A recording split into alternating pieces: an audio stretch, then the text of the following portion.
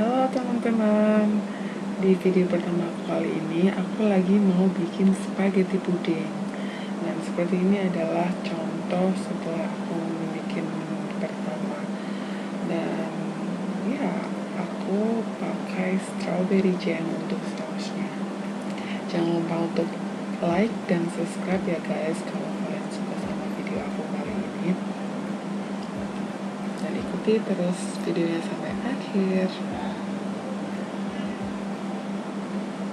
Ini adalah spaghetti yang udah keluar dari cetakannya seperti ini. Dan ini adalah bahan-bahan yang kita perlukan, dimulai dari agarasa, vanilla, kita cuma butuh 1 sachet aja, dan kita juga pakai white coklat kampan 85 gram. Ini adalah gula, aku butuh 30 gram aja, dan fresh milk 350 ml.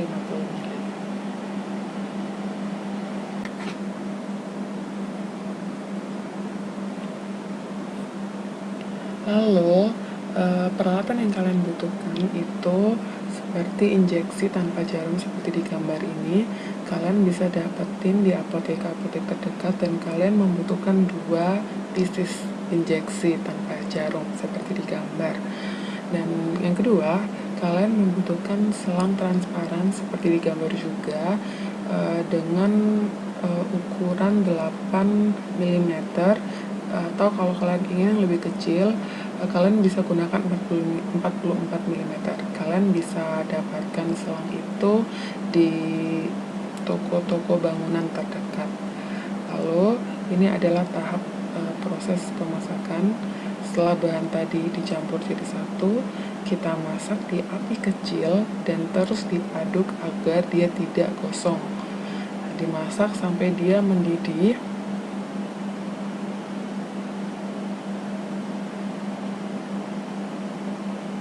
Dengan api kecil ya teman-teman. Ya, seperti di video, apinya simmer banget. Setelah itu kita bisa melakukan proses selanjutnya dengan menggunakan injeksi. Seperti di video, kalian bisa lihat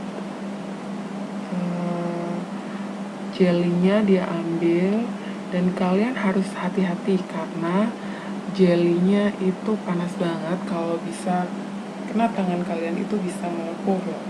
Dan seperti kalian lihat di video, aku gunain tisu, media tisu agar kalian juga membutuhkan bowl berisi air matang yang dingin. Itu fungsinya untuk merendam jelly seperti di video agar jelinya cepat dingin dan set. Setelah itu kita menggunakan injeksi kedua, injeksi tanpa jarum. Fungsinya untuk mendorong jelly menggunakan udara yang diambil dari injeksi tersebut. Seperti di video ini prosesnya lumayan rumit loh. Kita butuh kesabaran agar dia cepat keluar, karena proses awalnya memang jelinya susah banget keluar.